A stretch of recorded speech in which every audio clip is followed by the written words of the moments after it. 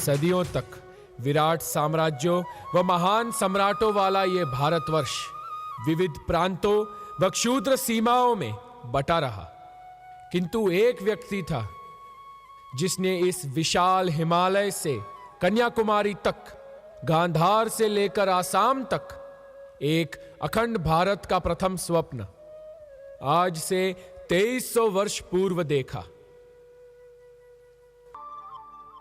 यही विष्णु बड़े होकर एक भारत और श्रेष्ठ भारत का सपना लिए पहुंचते हैं नंद के महल में।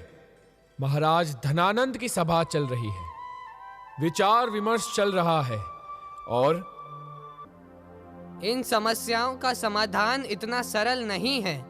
हम इस पर विचार करेंगे। कब तक विचार करते रहेंगे महाराज? विचार करने का समय नहीं।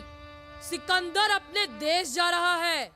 सेनापति सेल्यूकस के पास पूर्व में आगे की ओर बढ़ने के अलावा कोई रास्ता नहीं है। इसके पहले कि वह मगध पर आक्रमण करे, हमें उस पर आक्रमण कर देना चाहिए।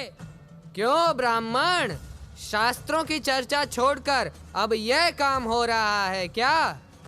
अब धनानंद के सामने हाथ नहीं फैलाएगा, भिक्षा नहीं मांगेगा। मेरा धन ज्ञान है धनानंद, और अगर मेरे ज्ञान में शक्ति रही तो मैं मेरे पोषण करने वाले सम्राटों का निर्माण कर लूंगा। मुझे धन और पद की कोई लालसा नहीं है। एक साधारण से शिक्षक में इतना अहंकार? शिक्षक साधारण नहीं होता धनानंद। प्रलय और निर्माण दोनों उसकी गोद में खेलते हैं। तो क्यों आया था यहाँ? अमात्य राक्षस इस कुरूप ब्राह्मण का इतना साहस कि मुझे धमका रहा है। तू समझता क्या है अपने आप को? अमात्य राक्षस, इसे तुरंत इस सभा से बाहर निकाल दो।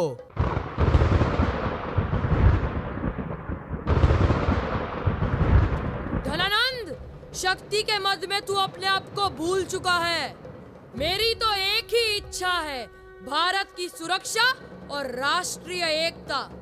अपनी निर्लज्जता की कीमत चुकाएगा तू। मैं चाणक्य अपनी शिखा खोलता हूँ और तब तक इसे नहीं बांधूंगा जब तक नंद वंश को पाटलिपुत्र से उखाड़ नहीं फेंकता।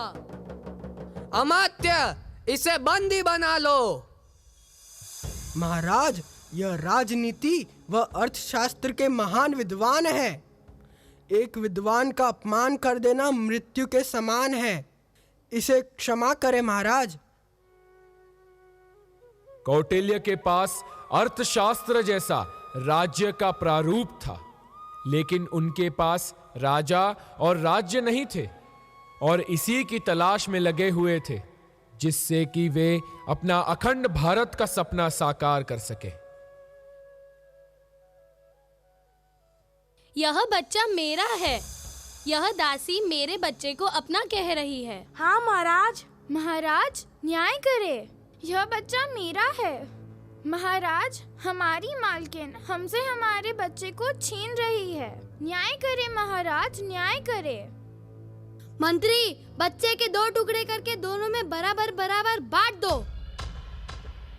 क्षमा महाराज, बच्चे के 2 टुकड़े ना करे, बच्चा मालकिन को दे दे।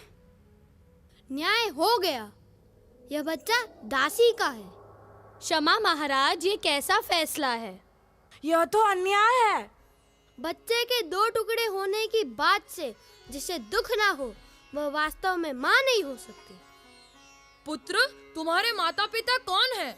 मैं उनसे मिलना चाहता हूँ। प्रणाम आचार्य, आज्ञा दे। मैं ही इसकी माँ और पिता हूँ। आपका पुत्र बहुत बुद्धिमान है। मैं इसे शिक्षा प्रदान करके एक महान ज्ञानी और एक श्रेष्ठ योद्धा बनाना चाहता हूँ, अतः आपकी अनुमति चाहता हूँ। मेरा पुत्र एक महान योद्धा बने, यही मेरी इच्छा थी। मैं आपकी सदैव आभारी रहूंगी। प्रतिज्ञा लो कि अखंड भारत का सपना साकार करोगे। मैं चंद्रगुप्त मौर्य प्रतिज्ञा लेता हूँ, अपने तन मन धन से अंतिम सांस तक अखंड भारत का निर्माण करूंगा।